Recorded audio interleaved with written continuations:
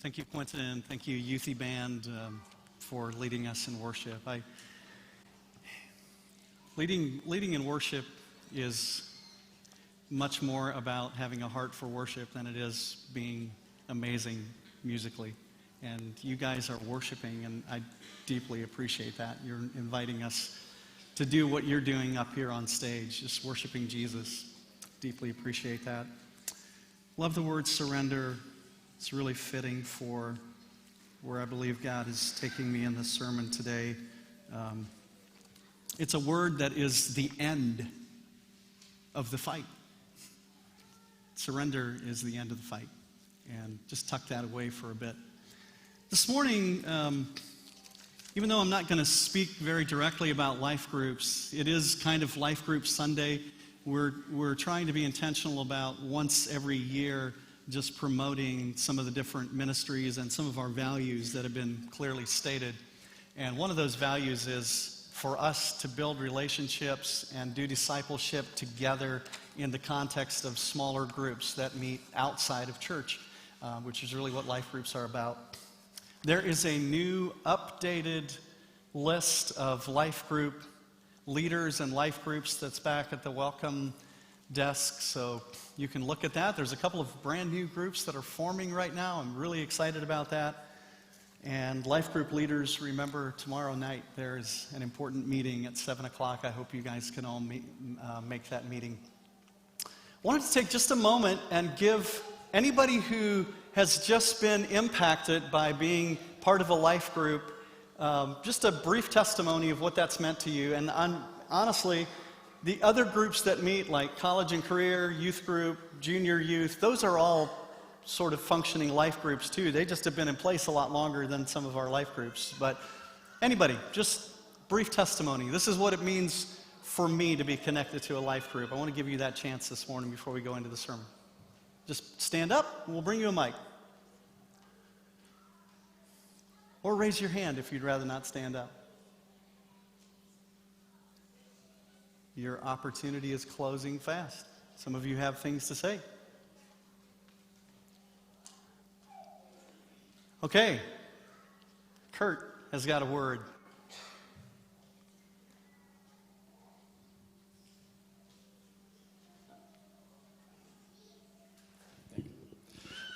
So I go to college and career, and I've been going for a number of years, but it has been just a huge part of my journey with God, like the fellowship, the Bible studies, people walking with me through really difficult times of life.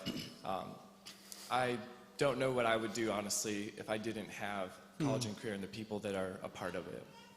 Awesome. Thank you, Kurt. Anyone else? One or two more.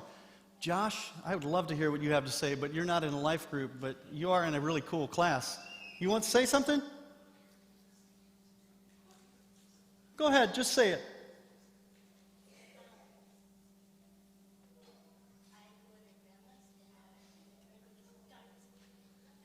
Yeah, I bet going to grandma's is pretty life-giving too. That's amazing. Thank you, Josh.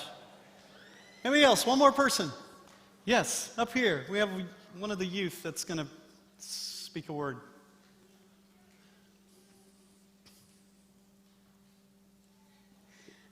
So I've been part of our youth group for probably around 2 years now, and I came in right when Mary and Jordan became youth leaders and the youth pastor.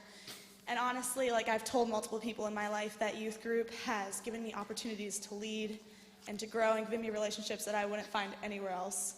I honestly don't think I'd be in the same place that I am right now if I didn't have youth group, and I just want to thank Mary and Jordan and all the others that pour into our lives, because it does make a difference, and it's made a huge difference in my life. So Awesome. Thank you so much, Marcia. So just for a second, I would like everybody who's part of a group like the ones I described to stand right now. Part of a life group, youth group, college and career, junior youth. That's awesome. So you guys can sit down. One of my goals, not because I'm trying to control people's lives, but because I care about you, is to see all of you standing at some point and saying, I am connected with a group of people, and it's life-giving. I am finding grace and encouragement and strength on my journey. So if you are interested in being part of a life group, after the sermon today, I'm going to be back at the Welcome Center. Just come and tell me, and we will, tomorrow night, make sure you get into a group. So, thank you.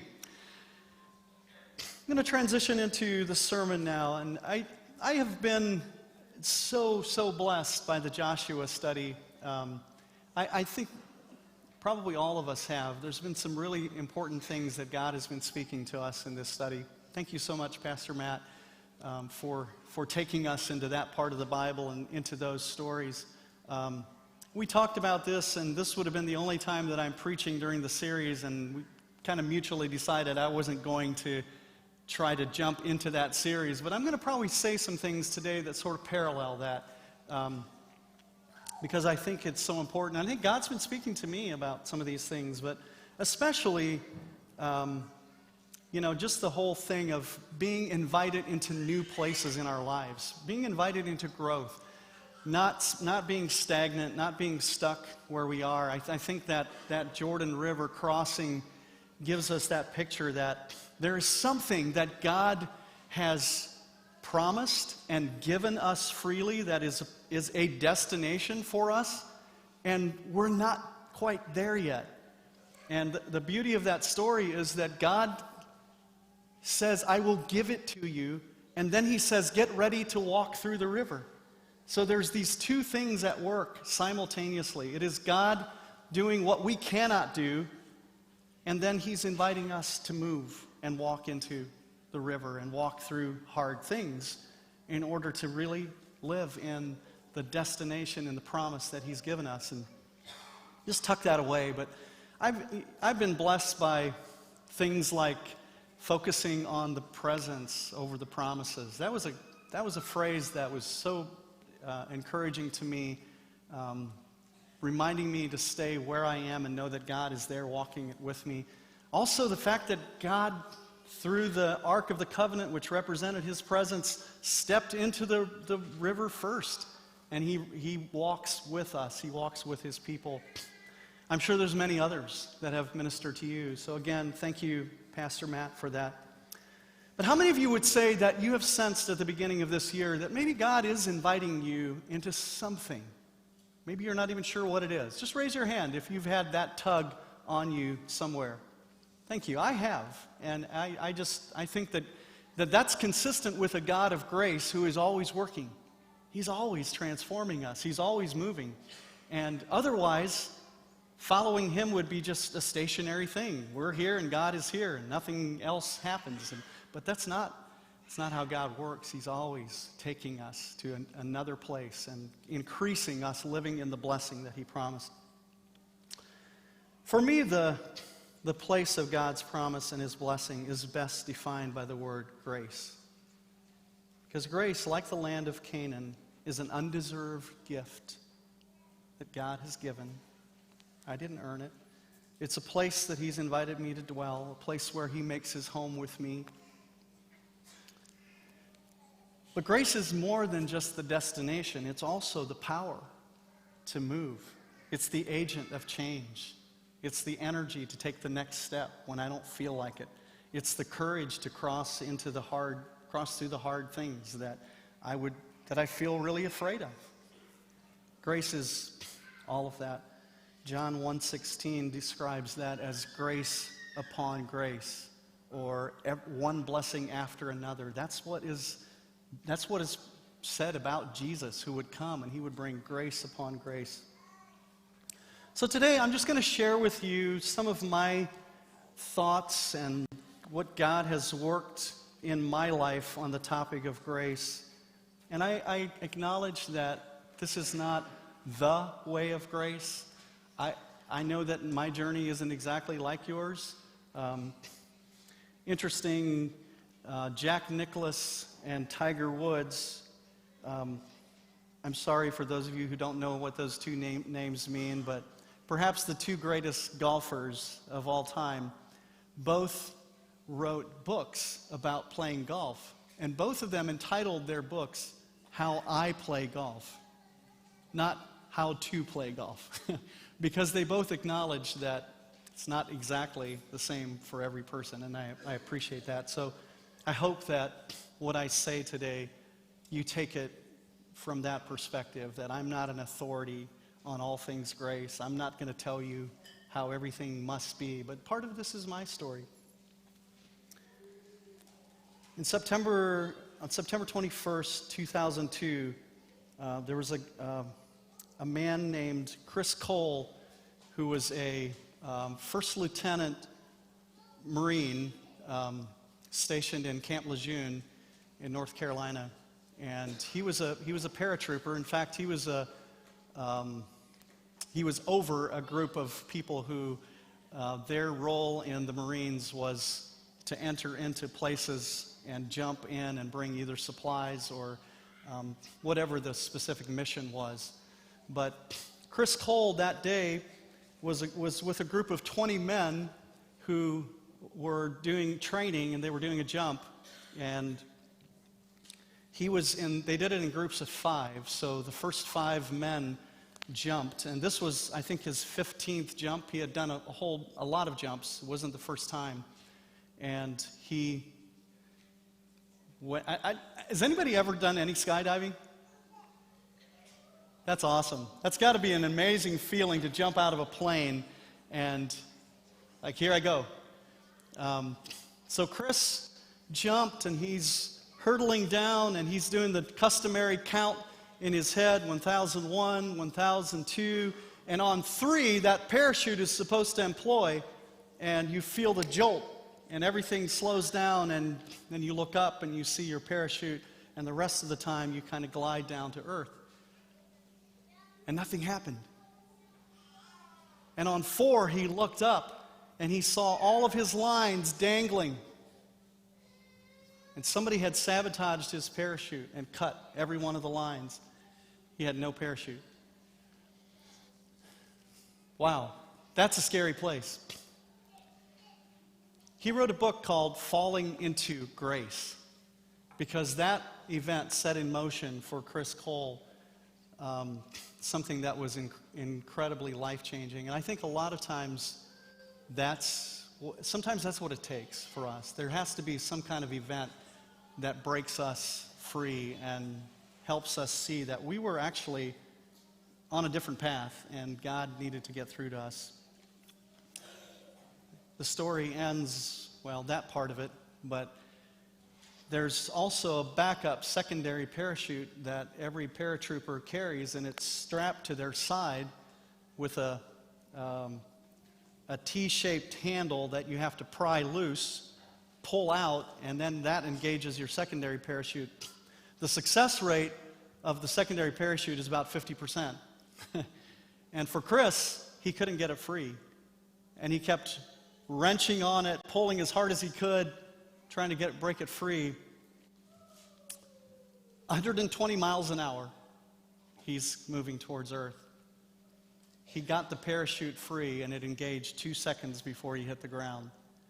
He had some significant injuries, but he survived.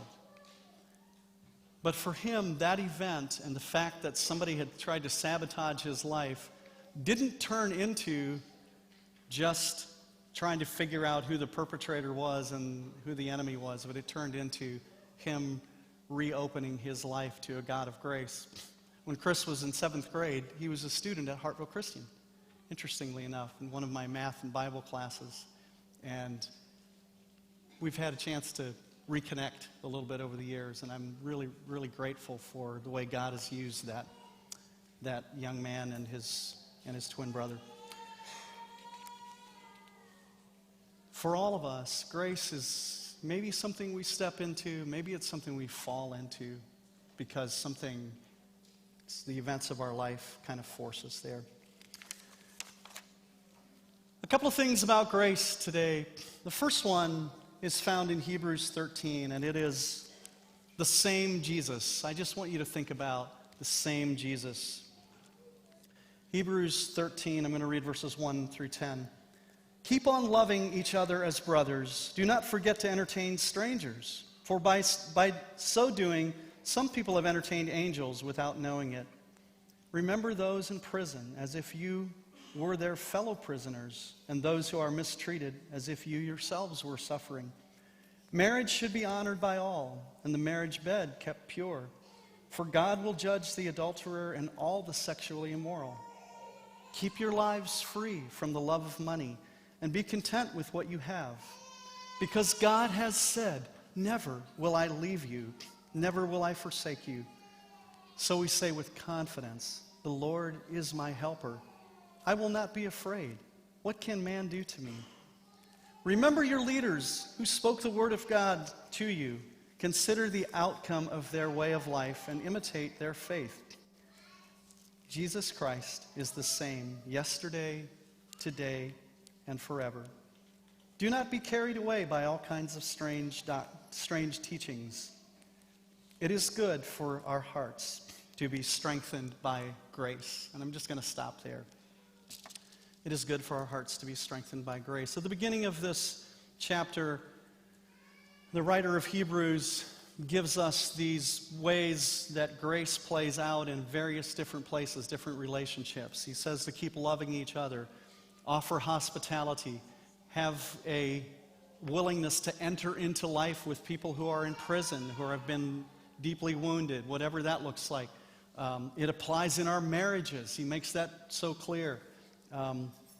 It applies in the way we see our need for things. Be content with what you have. All of these are places where grace plays out. But then he goes to these, a couple of quotes I want to focus on. First of all, the ones that are quotes from the Old Testament where he says, never will I leave you, never will I forsake you.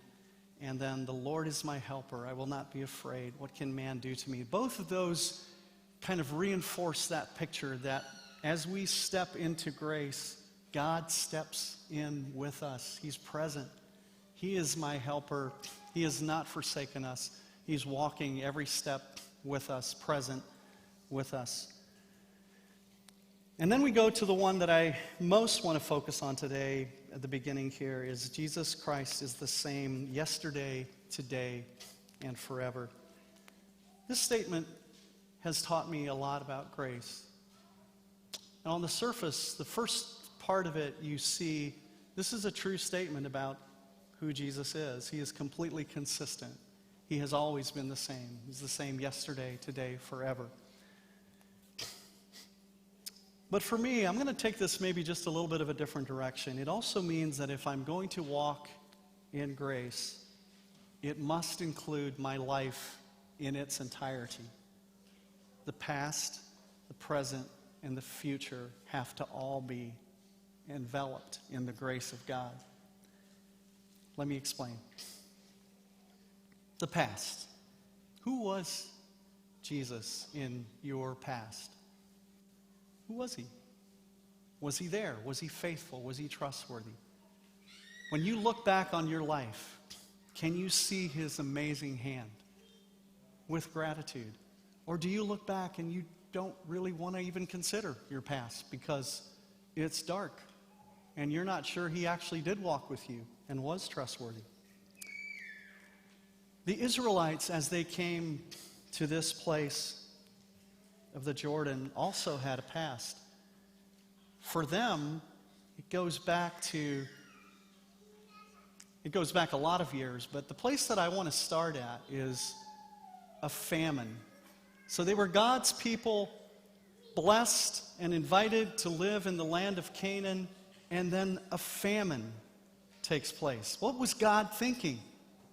Why are there famines? Do you think God allows famines? What do you think? I think he does. I think famines remind us that we're not in control, that we're not nearly as powerful as we thought we were. And in a famine, there's desperation. There's a seeking after a God to rescue. And that's what the children of Israel did. The famine was a very important part of the story. The next thing that happened, God provided an amazing deliverer. The story of Joseph is one of my favorites in the Bible, where somebody who experiences deep rejection that works right into the hand of God to do something way higher than any human could have thought, take him into the land of Egypt, to a land where he's surrounded by pagans who believe in every god except the one he does, probably, and uses their riches as a resource to rescue his people at a desperate time. All of that was part of their story. And then what happened next with the children of Israel? They stayed there. Was that what God wanted? I don't think so. Because Jacob, 17 years later, he stayed in Egypt 17 years, and he said, "You can't bury me here. This is not my home. Take me back. I have to be buried somewhere else." Joseph, a lot of years later, when he died, said the same thing. He said, "When you go back, take my bones. This is not my home." Even Joseph said that. He married a girl from there. He was part of the culture in many ways. And he still said the same thing. What's the point of all that? I think a lot of times when we look in our past, we have this framework for how we have seen things. Because the children of Israel, when they came out of Egypt, the first time that they faced real opposition, when they came to the Red Sea and the enemy was behind them, what did they say? "Take us back! We didn't want to come here in the first place. We're going to die out here. What was the point of all this?" Goshen looked really good to them. I think there is an application for us that's really important. Sometimes what God provided as rescue for us becomes the thing that we attach ourselves to so deeply that we don't want to leave. And it's not actually the promise. And then we get so comfortable there that the last thing we want to do is move. And God says, "No, this is never where I wanted you. Yes, I provided something for you, but this is not your home." And then we choose Goshen over God because Goshen was a place of comfort. They had it really nice there for a lot of years. And eventually, the place of comfort can become the very place of slavery, that we become in bondage to the things that once brought us comfort. Tuck that away somewhere, because I think that's probably somewhat true in most of our lives, that we have a Goshen back in our backstory, and then we blame God for a lot of what happens. Grace allows me, I'm just going to make it personal. Grace allows me to see my past differently and to see Jesus in my past and to see it accurately and to see that he was always there. And grace allows me to see my past with gratitude and forgiveness. Forgiveness is so important. Forgiveness is the most God-like thing that we have the power to give to each other. It really is. Because Jesus said when we set each other free, that happens in heaven too. There's a connection. There's an incredible power in forgiveness. Forgiveness for our parents. We just did some premarital counseling with a young couple last weekend, and we were telling them it's so important that you don't carry the burden of resentment towards your parents into your marriage. Forgive your parents for who they were and for who they weren't, because you got to do both. Forgive your whoever it is, your classmates that rejected you or you felt that from, your teachers, your pastors sometimes, honestly, your employers. We all have a story of somebody that we can either hold in that place of bitterness for the rest of our lives, or we can forgive them and we can see Jesus in the story and we can see it differently. Without grace, our past is full of blame. My past is full of blame and resentment. It's my reality. With grace, it is gratitude and forgiveness. Now, here's where I want you to understand Jesus the same yesterday, today, forever. So if we move into today, into the present, I want you to grasp this. The same view that you have of Jesus in your past is the one you're going to carry into your present. And if you don't trust him with what's behind you, you're not going to trust him with what's right now in front of you. Because then he's not trustworthy. So in the present, through the eyes of grace, you can live with acceptance of the things you can't change and with peace. Because grace opens you up.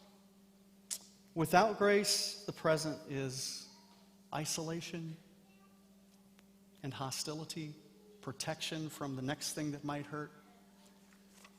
And again, that's why I encourage you to be part of a community and connect. Isolation is so tempting, probably for all of us. And I urge you, don't be sold on that. Life is not necessarily safer and better by yourself. There's a place of grace where you can enter with other people. And the same Jesus that is in our past and in our present is also in our future. Through the eyes of grace, the future has vision and hopefulness. And I know the world has a lot of sin and it's dark, but Jesus is in it with us. We still don't have to look at the future with hopelessness. Without grace, the future looks bleak and fearful. With grace, there's vision and there's hopefulness. Does that resonate with you? It's the same Jesus. He's the same Jesus in your past and in your present and in your future. And being all in with trusting him means that they're all encompassed together. And you can't separate them. If you don't trust him with what's behind you, you're not going to trust him with what's in front of you either. So I just urge you to think about that as part of stepping into grace. The second thing is the ministry of reconciliation, and this is from 2 Corinthians, if you want to turn to that, chapter 5. I'm going to begin reading in verse 16. You could really read from 11, but just to keep it a little shorter. Verse 16, this first phrase is really important. So, from now on, we regard no one from a worldly point of view. Though we once regarded Christ in this way, we do so no longer. Therefore, if anyone is in Christ, he is a new creation. The old has gone, the new has come. All this is from God, who reconciled us to himself through Christ and gave us the ministry of reconciliation. I want you to I'm going to get to the rest of this, but I want you to focus for a minute on the word us. We tend to make the Bible so individualized, and the gospel, it's all about me and getting me saved and all of that. But the ministry of reconciliation is an us thing. It's a life group thing. It's a youth group thing. It's a wherever you do life with other people thing. We are given the ministry of reconciliation. We do that together. We minister reconciliation to each other. Let's keep reading. That God was reconciling the world to himself in Christ. And here's the grace. Not counting men's sins against them. That's grace. And he has committed to us, there it is again, us, the message of reconciliation. We are therefore Christ's ambassadors, as though God were making his appeal through us. There it is again. We implore you on Christ's behalf, be reconciled to God. God made him who had no sin to be sin for us, so that in him we might become the righteousness of God. As God's fellow workers, we urge you not to receive God's grace in vain. For he says, in the time of my favor I heard you, and in the day of salvation I helped you. I tell you, now is the time of God's favor. Now is the day of salvation. And that's really much of what my desire is today, is to just urge you as a congregation, as life groups that meet together, to step into this, to not just say, well, God did this, and so here I am, but to step into it together. Step into reconciliation together. Encourage each other to be reconciled to God and each other. because I don't think you can separate them. They go together. What does that look like? I think we all have opportunities, probably frequently, to either choose the message of reconciliation or another. If a brother or sister comes to you and brings their offense, and it's going to happen because things happen, we get offended. What do you do with it? You take up the offense and join their battle? Do you know what happens if you do? No one's reconciled. You increase the divide between people. Now you have other people entering into fights. Please don't take up offenses. Point people to the cross. Encourage them to forgive and let go. Yes, you have compassion. You must. We need to enter into each other's pain sometimes. But it doesn't stop there. There is always a solution, because every single thing that wounds and breaks the hearts of people is sin. It all goes back to sin, and there is a remedy. And if we act like there's no remedy, we're not really living the gospel. The message of reconciliation is the message of the gospel. The cross has paid for all of it. Jesus did everything that is necessary for us to be reconciled to him first, and then to each other. Forgive. The third part of grace that is really important for me is grace over judgment. The last couple of things that we're going to look at are found in the book of James. If you want to turn to James chapter 4, they're both in James 4.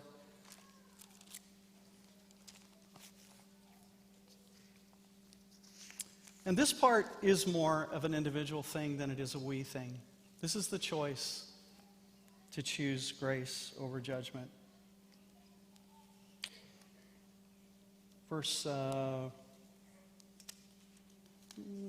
11, this is the scripture I wanted to read, 11 and 12. Brothers, do not slander one another. Anyone who speaks against his brother or judges him speaks against the law and judges it. When you judge the law, you are not keeping it, but sitting in judgment on it. There's only one lawgiver and judge, the one who is able to save and destroy. But you, who are you to judge your neighbor?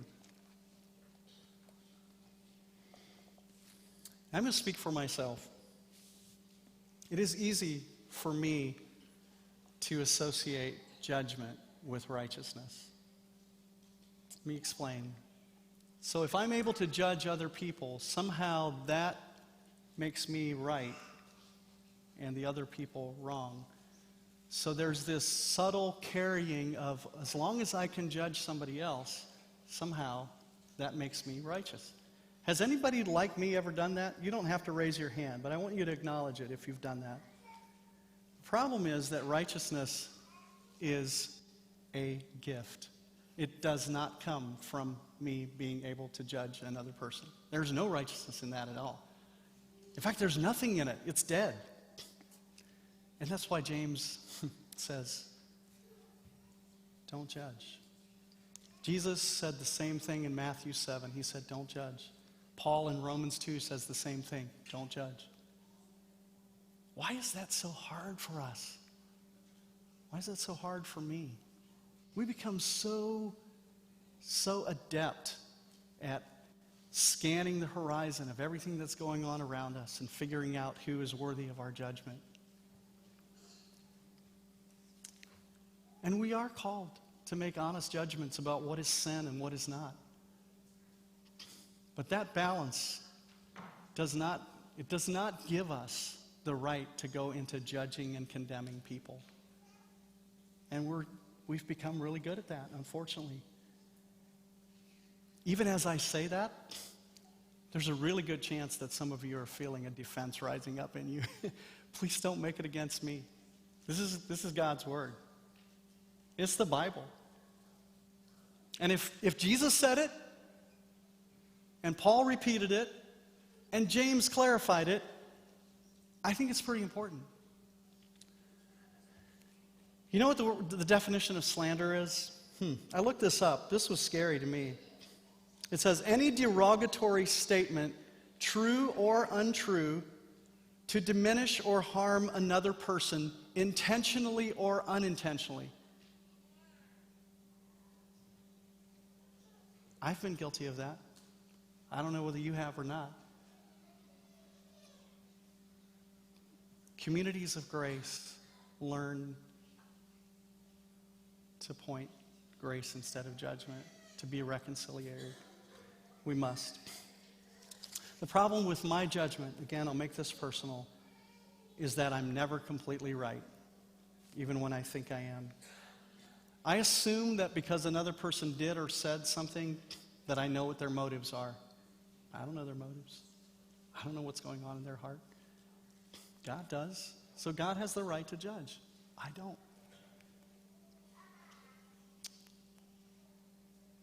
And that's why he said, God is the one who has all wisdom and all authority to make those judgments. Oh, good. She was going to join me up here. And we do not. And what I really, really want to communicate to you through this is I want to set you free from having to judge everything. There is such heaviness in always having to carry judgments about everything and everybody all the time. You don't have to do it because God said don't. The last part of grace, as it looks to me, is stepping into brokenness. Just dropping back in James chapter 4, a few verses. Verse 6. But he gives us more grace. Wow, that's what we need. That's what I need. I need more grace. That is why Scripture says God opposes the proud, but gives grace to the humble. Submit yourselves then to God. Resist the devil, and he will flee from you. Come near to God, and he will come near to you. Wash your hands, you sinners, and purify your hearts, you double-minded. Grieve, mourn, and wail. Change your laughter to mourning, and your joy to gloom.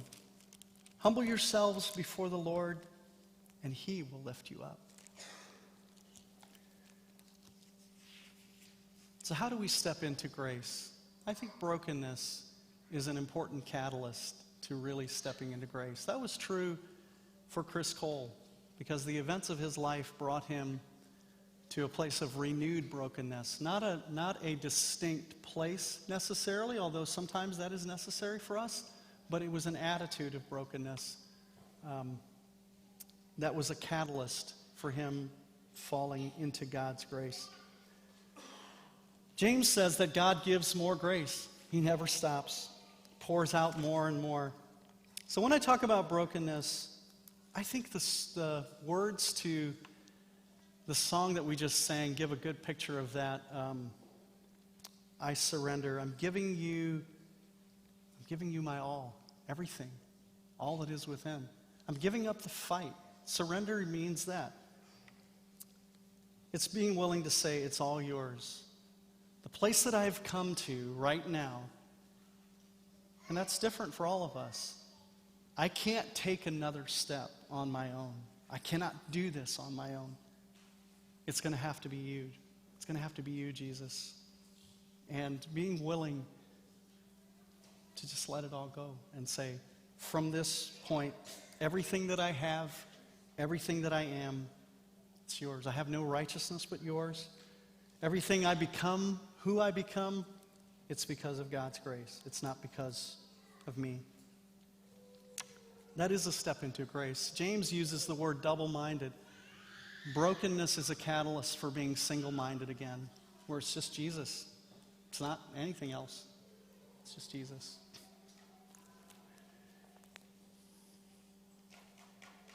I don't know what you heard this morning.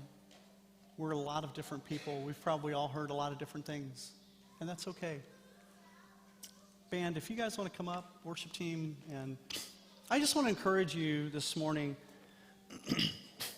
if you have something to write on, to have your response be to kind of write out, like, what is For you right now, what does stepping into grace look like? And they're going to play a little music for a bit, and we're just going to have silence. And I'm going to invite you to write. Stepping into grace may mean looking at your past differently and inviting somebody else to do that with you. Marcus and Claudia have been training. They are ready to roll to help you take the lid off your past and go into some deep places and finding Jesus there. That's a great source of that if you want to do that, if you're willing to open that door, either as an individual or as couples or whoever you are. We need that sometimes. It's vital.